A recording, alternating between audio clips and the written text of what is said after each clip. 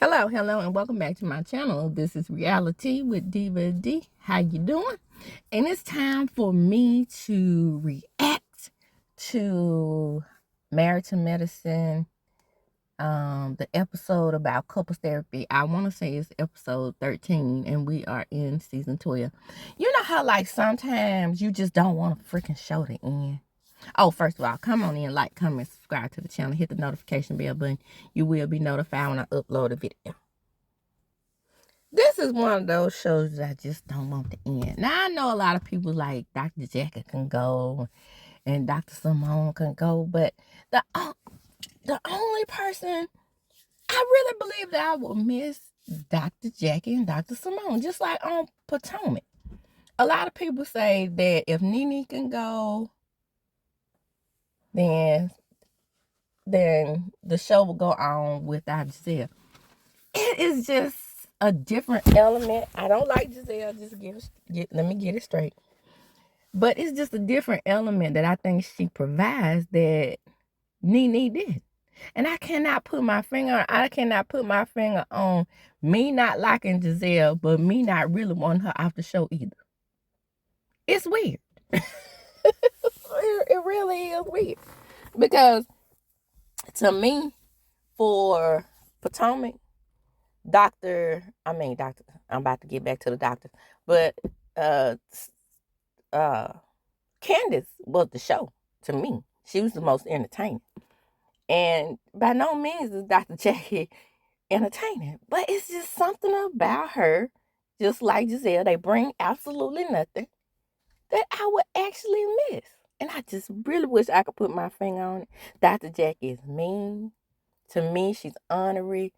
She's just what Mariah said. She has a slip hanging all the time, but you could barely see it, like the church ladies. But it's just something about her dynamic that I think I would really miss on the show. And I wish I could put my finger on it, but I just can't. But let's get started with the episode. And me reacting to these things that's happening on here. Now, we are at the beach, y'all, and we getting massage. Now, I just want to remind you that the person who is the most judgmental on the show puts his glasses down. Definitely would like a massage.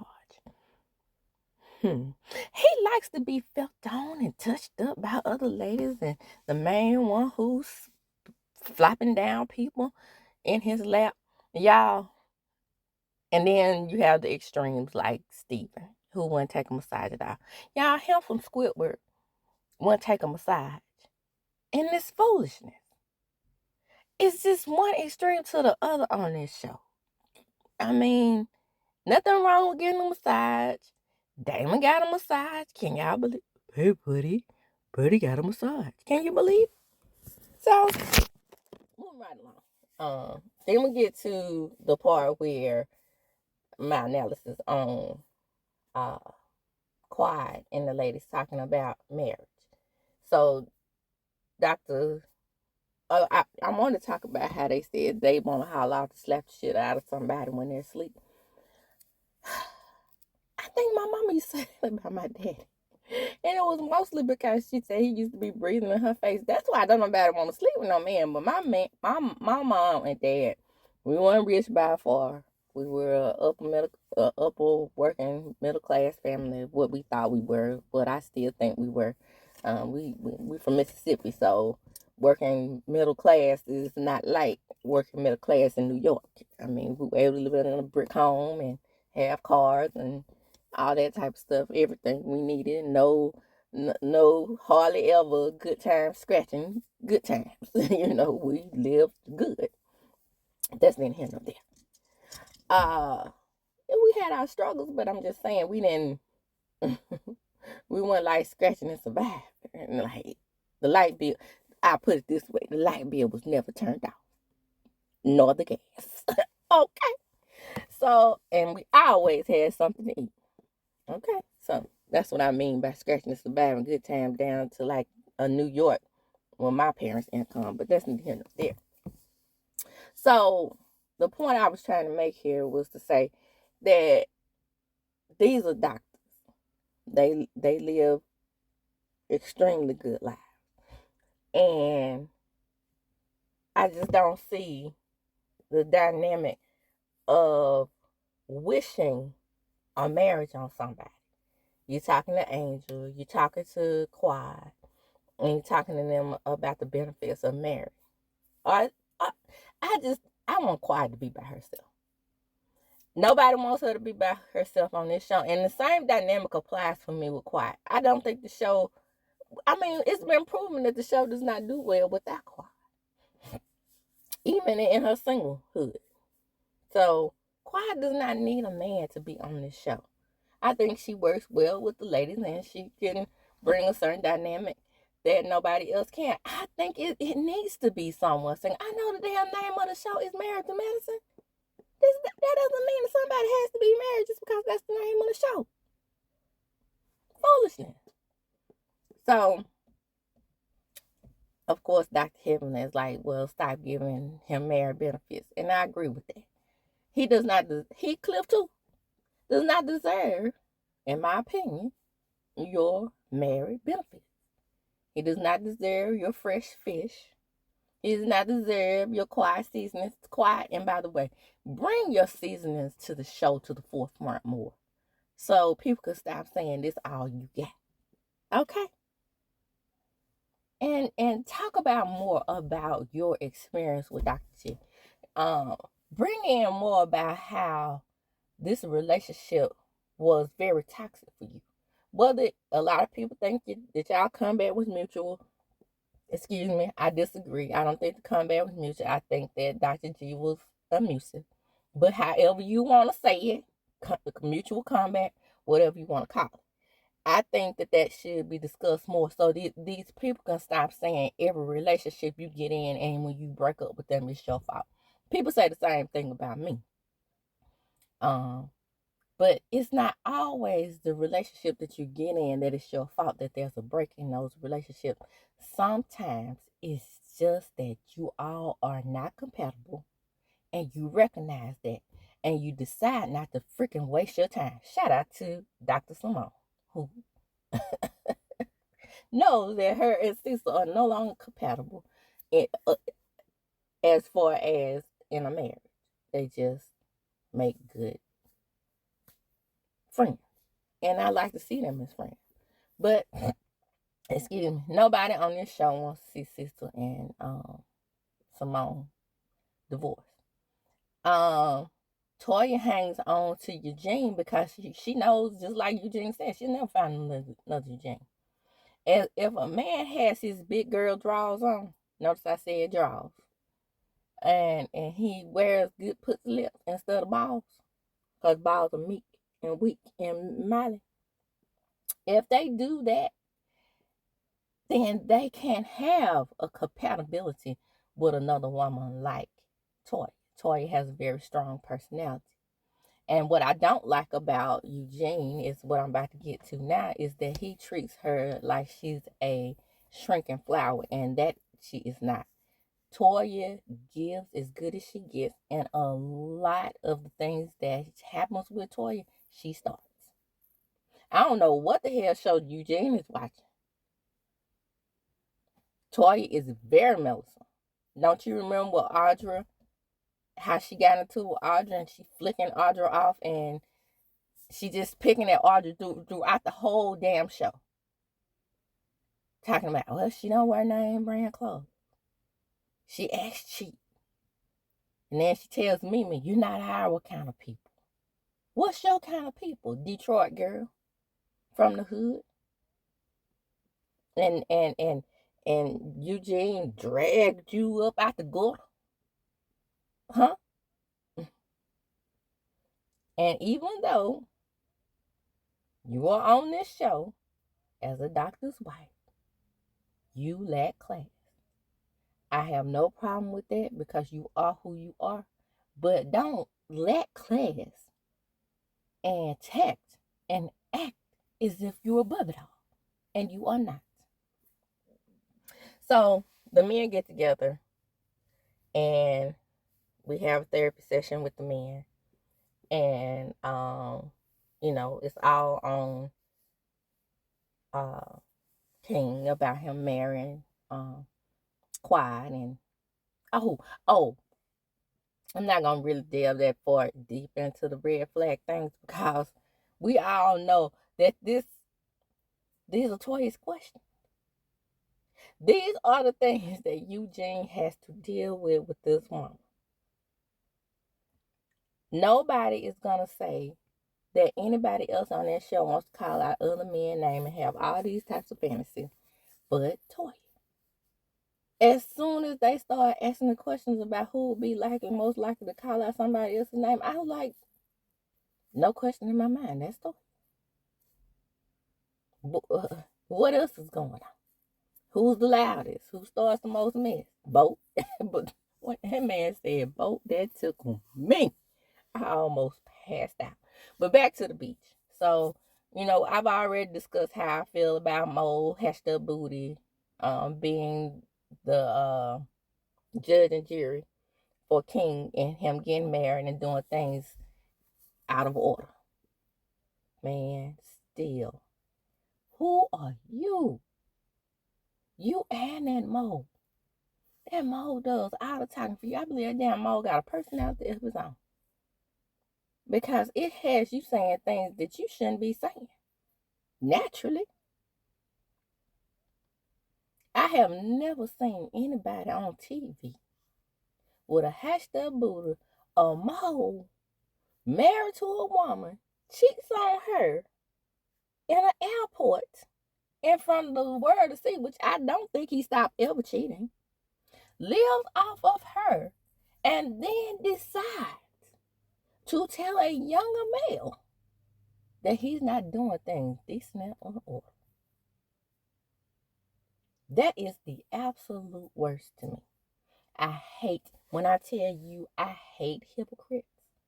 This is why, not because I don't like Republicans, because I know a lot of people want to remind us that they are the party of Lincoln. And then I've done all my research and I found out Lincoln wasn't all he was cracked up to be either, because the Emancipation Proclamation was an actual war tactic. But no, hey, I'm not going to get into that. But let me just say, Republicans want to act like they are the Republicans of the 1800s. You are not. You are not.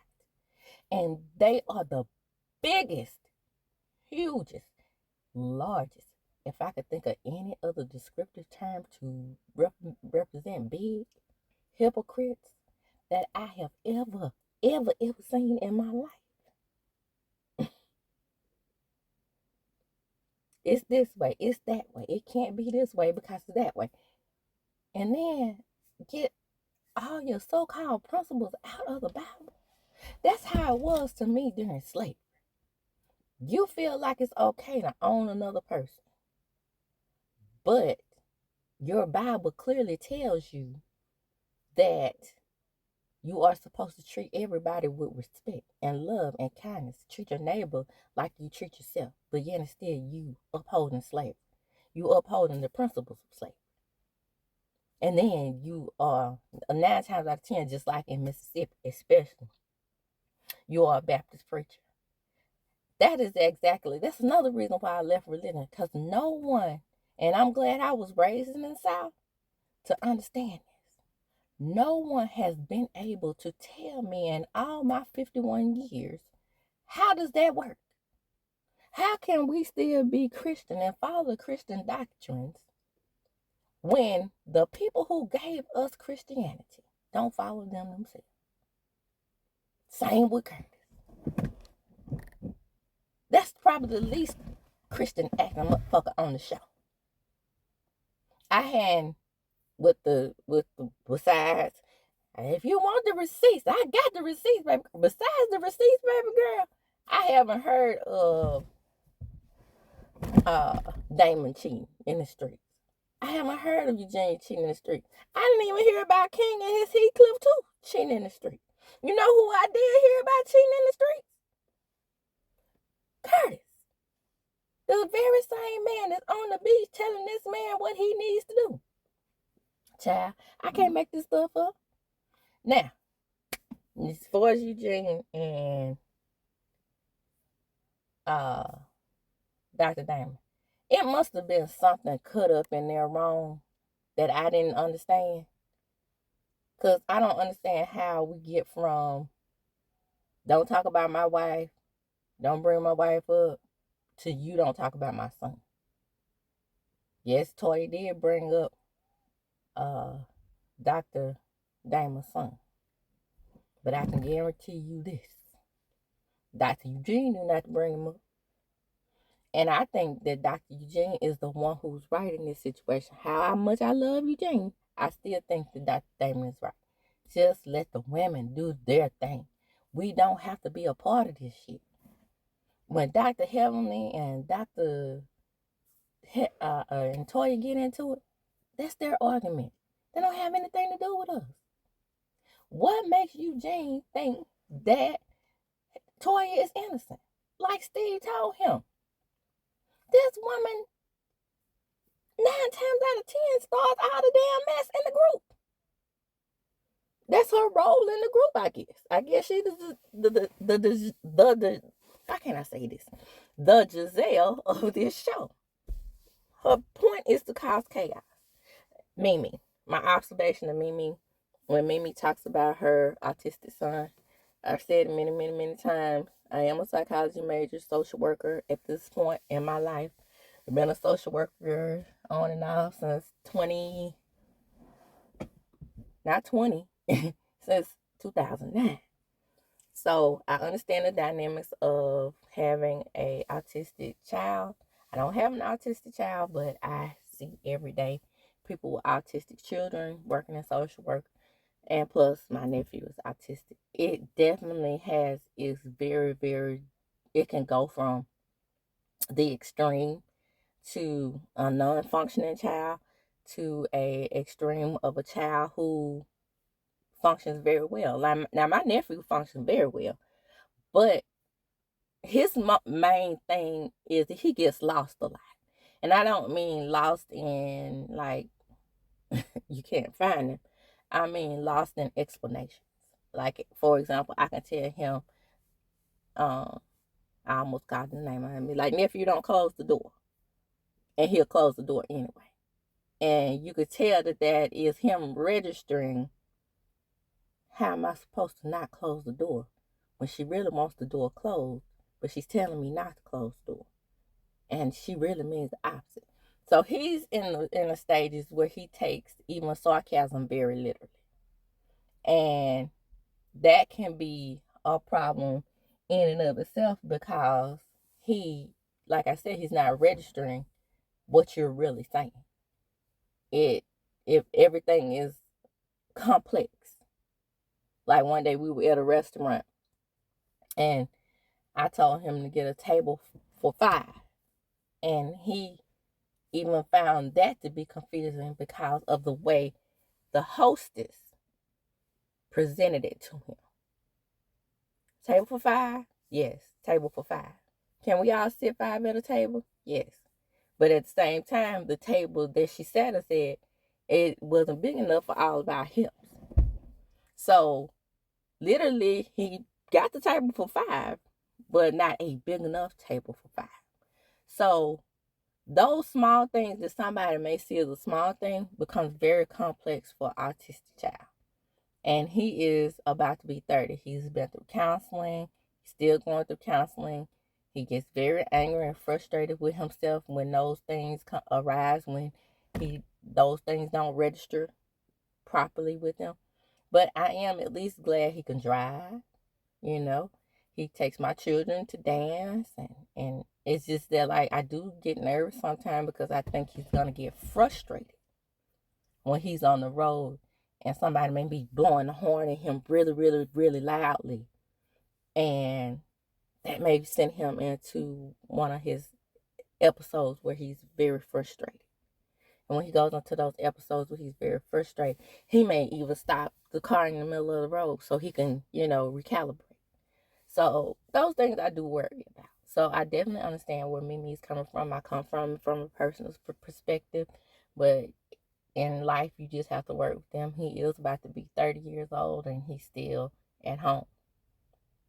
And my sister knows that in some way he needs her for guidance. And I'm glad that she understands that. And Mimi was so upset thinking that, that may be that way for her son. It may not be. There are very high, very, very, even though my nephew's considered on the higher functioning level, there's some out there who function even higher than them. Some out there who, because he's not able to hold down a job because of the way he gets flustered. But there are some that can calm themselves down to the point where they can even hold a job, work as a cashier. I mean, it was times when he would get frustrated. I know he was working in a grocery store, and it was time to put things out on the shelves, and they had to be in some kind of order by the way they looked, and zoning includes pulling old things to the front. And when he got confused, they say that he was just standing there, and he ended up getting fired. So that's why we know that he can't hold down jobs like that, even when they consider simple.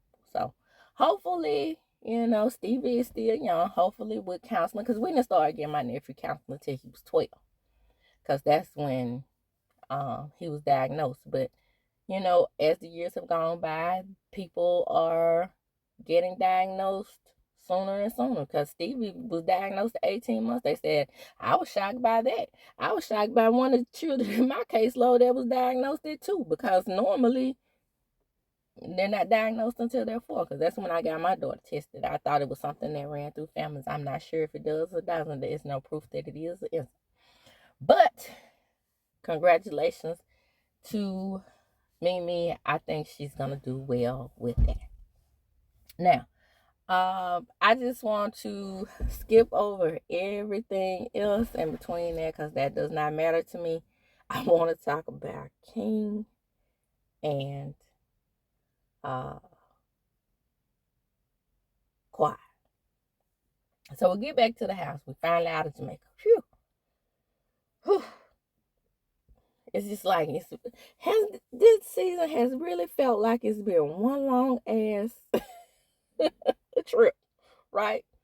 So we're back, and I don't know why they did that, because normally they'll have a few episodes back in Atlanta before they go on the next trip, instead of going to the trips back to back.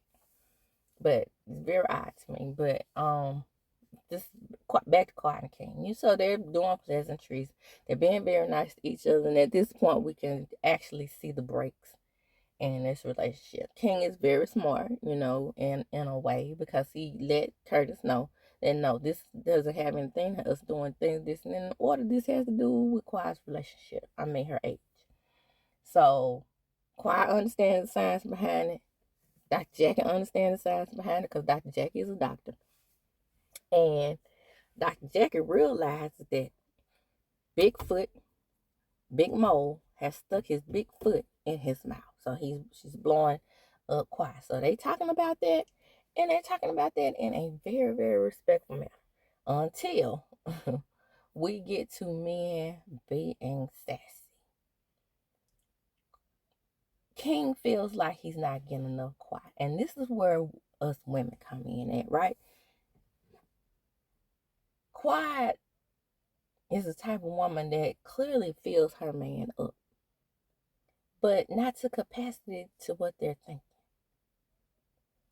I think King wants a woman presenting not as a strong woman like Quiet is. But Quiet has her pick me ways too. She does. Like, at first, cooking for him, treating him like a king, calling him king. And still, this isn't enough for a traditional island man. I want y'all to look at King and realize that even with Quiet being the way she was in the beginning and giving him everything he wants, I tell you one woman who he couldn't have ever dealt with, and that's Toya. Because even though a lot of them are more like Toya than they would like to believe, especially Dr. Simone, they don't present that way. Especially Dr. Heaven. Not on this show, she don't present that way. She might have a maid, she might have a cook, but when it's her and daddy, oh, daddy is the man. I'm not going to disrespect daddy. It's almost like that she's in a child role when she's around Dr. Damon on this show. Isn't that right, daddy? I'm going to mind my daddy. Ooh. And it seems like that's what King wants from Quiet.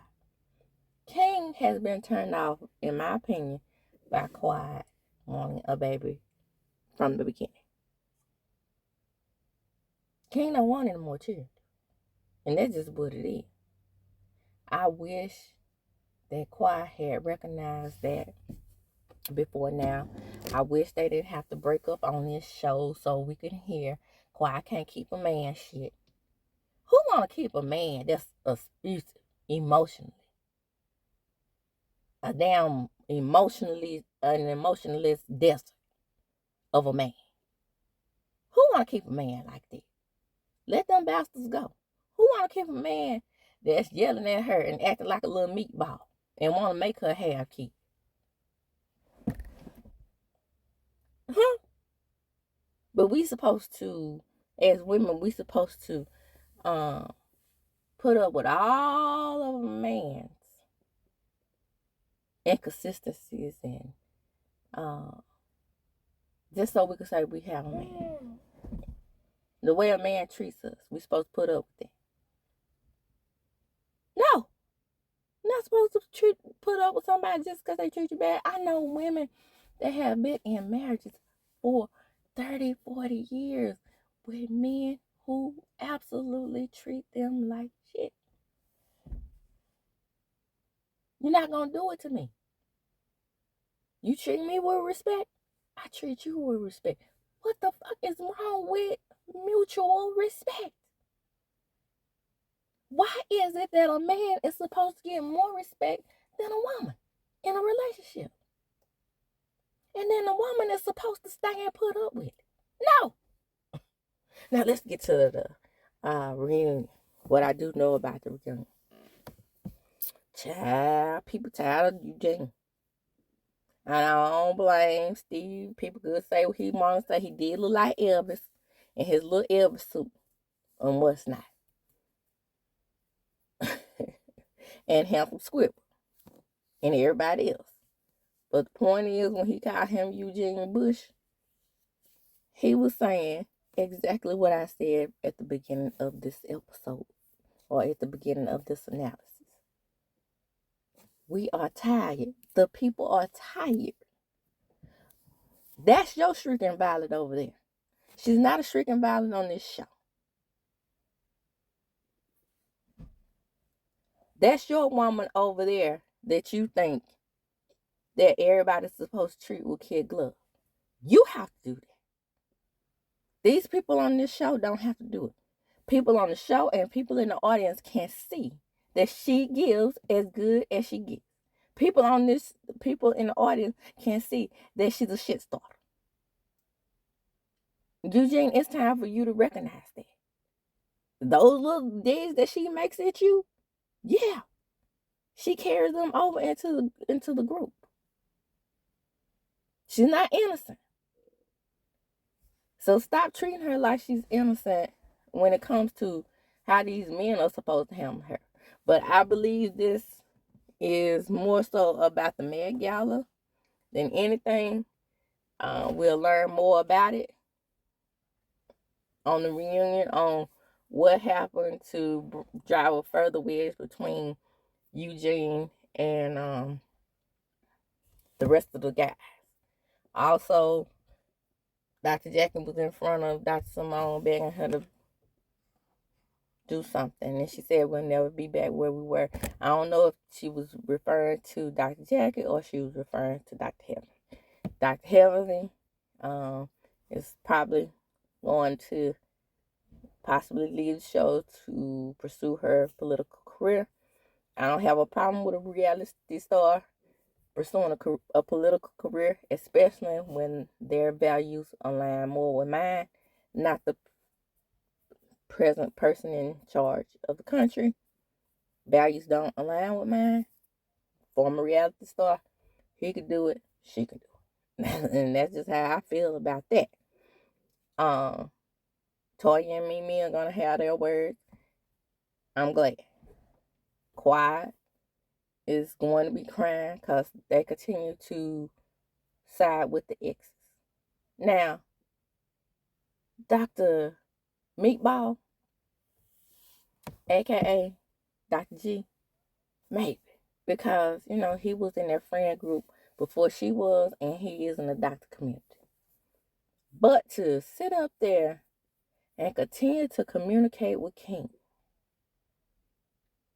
Remember what Toya said on Carlos King's show? That they are all still buddy. It just seems like it's just one extreme to the other. You don't have to be cool with King outside of their relationship, outside of the show especially. Why? What's his purpose? So if you feel like you can be cool with King and bring him on the show with Quiet like you did with Dr. G, I say that that's just completely wrong. And that is some Toya Bush shit to do. In there, right, Eugene Bush. And with that, I'm going to close. Come on in, like, comment, subscribe to my channel, hit the notification bell button. You will be notified when I upload a video. Share the video. Why? Because sharing is caring. And tell me, do you agree with me? Do you see what I see in Toya? Do you see that she is very, very meddlesome and irritating?